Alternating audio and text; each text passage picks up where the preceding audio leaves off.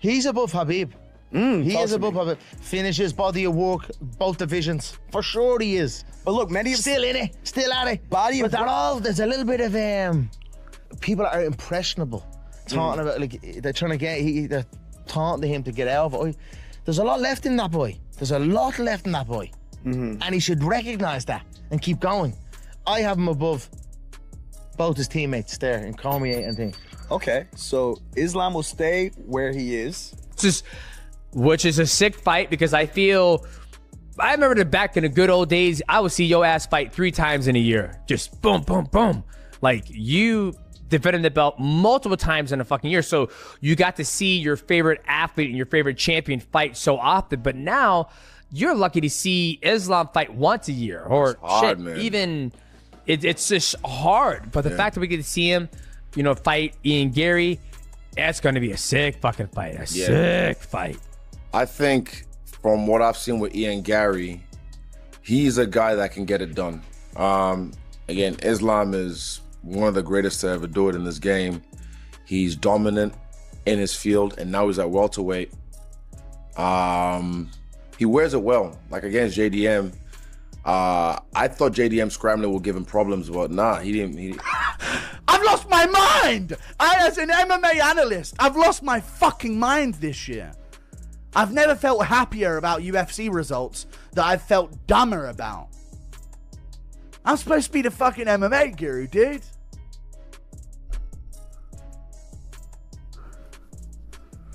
I've been made to look like a fucking fool in these prediction videos. And I just know, because this is how it always fucking works, dude. I just know that the second I start picking the underdogs, all of a sudden, Makhachev just fucking dominated. How could you pick Ian Gary? Like we ain't seen the recent events that we've seen. I'm going to go with Ian Gary, dude. I think he's going to be too elusive on the feet. I don't think Makhachev's going to be able to kick at range against him and do that effectively. And I think it's big danger for Makhachev on the feet, man. At range, listen, against JDM's the same size as Makhachev. Maybe a slight bit taller than him, but they're about the same frame, same size. Makhachev went to the legs of JDM, knowing that he was going to have that stance. And we've seen that, JDM's low kick defense isn't what it's all cracked up to be. So that was kind of like in hindsight now we know when it comes to Makhachev against JDM. And he had been taken down by Gilbert Burns, but he had a broken arm, but all good.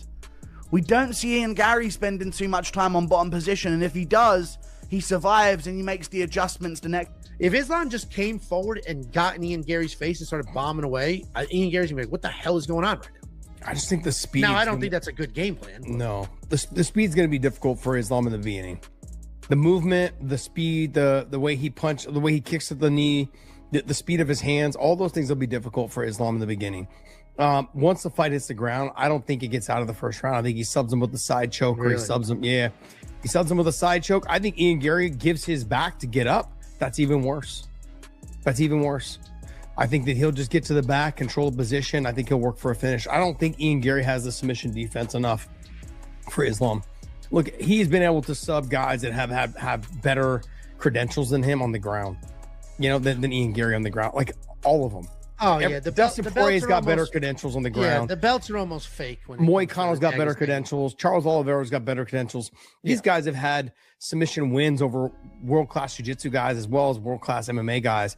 Ian Gary has never had an opportunity or never even showcased any of his grappling skills at all. Who do you think is going to win the fight? But I think the favorite, is Makhachev, and I think he's gonna win. But I really think Ian have some skills to beat Islam.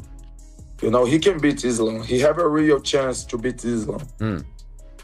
And I want him to win, and then we can do a rematch for the belt. Would be amazing. Yeah, because you have that history with him. Which fight excites you more, getting the rematch against Ian or trying to be the one to beat Islam? Beat Islam it would be huge in my career because he's #1 pound for pound. But I still have some business to do with Ian. So I think Ian.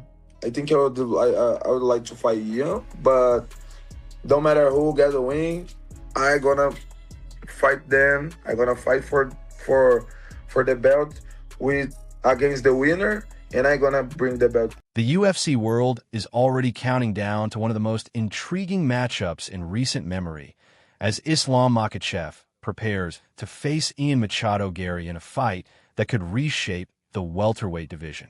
Makhachev enters the contest with a reputation of being one of the most complete mixed martial artists of his generation, combining elite wrestling, suffocating grappling, technical striking, and remarkable composure under pressure. Many former champions and analysts believe he has reached a level where opponents must prepare for every... He's number one for a reason. I mean, come on. He stopped Carlos Prates, for God's sake. So he's good, man. He's real good. And you can't underestimate him by any means. And when fighters talk, this, that, they're not really being overconfident. They're just being confident. They feel that they can beat the guy, so they can say, I can strike with you, I can do whatever I want. And in Islam's case, he actually is one of the very few people that can do whatever he wants. We've been saying that about him forever. He's a great striker. He's a great jiu-jitsu guy. He's great on the ground. He's great at judo. I mean, he's got the whole everything. He's got everything. So he can do whatever he wants. So he's a hard person to figure out, because how do you fight him? How do you fight him? Oh, we're going to take him to the ground. Okay, then now you got to deal with this stand-up. Oh, we're going to deal with this stand-up. Well, now you got to deal with these takedowns. I mean, he's so difficult to prepare for. And with Islam, we just prepare him for anybody and anybody. So it doesn't matter what style. He can fight any style. That's why I've always said we can change Islam from minute to minute, second to second on how he fights, because he's that good. Catching you up on some fight news. UFC 330, August 15th. It's going to be Ian Machado Gary versus Islam Makhachev. Oh, that's the fight I've been waiting for, really, because all my Muslim friends are like, Islam! And I'm like, I don't know, pal. That's a big man. And Ian Machado Gary, I don't think will get tapped out to a Darce in the first round. I mean, and that is Islam's big deal right there. He's got such a strength. Islam has, they always brag about it, whatever, but you can just see it when he gets in on a single or holds that head and arm choke or whatever the hell submission comes. You can just see like raw coils of Dagestani power coming out of that guy. So Ian Gary's job is to dance revolution all around the damn octagon, kicking them, moving, punching them, and make it a little kickboxing bout, because while Islam has solid kickboxing, he's sort of, they have this Dagestani style that, I don't know, it looks like it comes from European kickboxing, and it's good and it works well with their wrestling, but Gary has a sort of wacky new age style, switching stance and kicking from long range, and the physicality of him being so tall and long can help him a lot. I think if he's improved his wrestling boatload, and then he has the gas tank to go 5 rounds, I mean, that could be a very advantageous fight for Ian Gary. Taking the ground, this shit's over faster than him and fucking Charles Oliveira. What the fuck are you talking about? If this fight hits the ground, I don't think he gets up until the fucking ref helps him up. That's what I think. Like all these other guys, I think they've got way more quality on the ground than he does. But on the feet, 100%, I agree. He's difficult. The movement, the speed, the way he kicks that oblique with that front thigh kick to the knee, all those things, yeah, that's a problem. But I want to go back to what you originally said. I'm not here to bag on Ian Gary. I'm here to just spit facts. And to me, facts are, with the new meta rankings, he's not even ranked higher than Prates. Aspect of his game, rather than focusing on a single threat. Across the octagon stands Ian Machado Gary, an undefeated and confident contender. Even ranked higher than Prates. So that's one.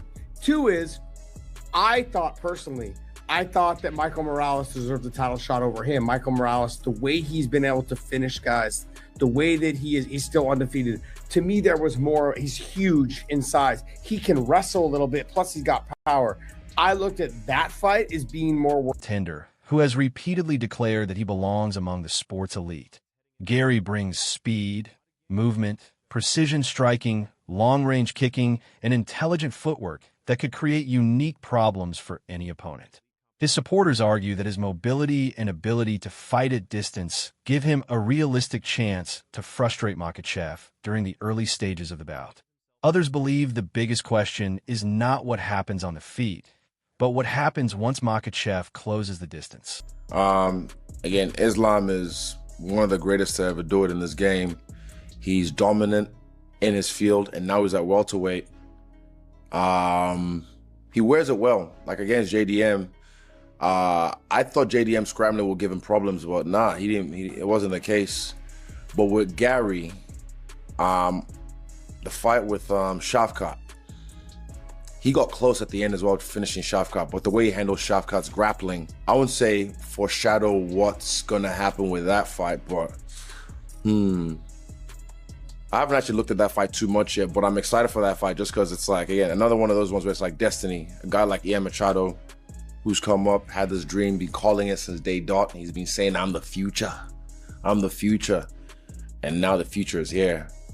So will he get it done? Possibly.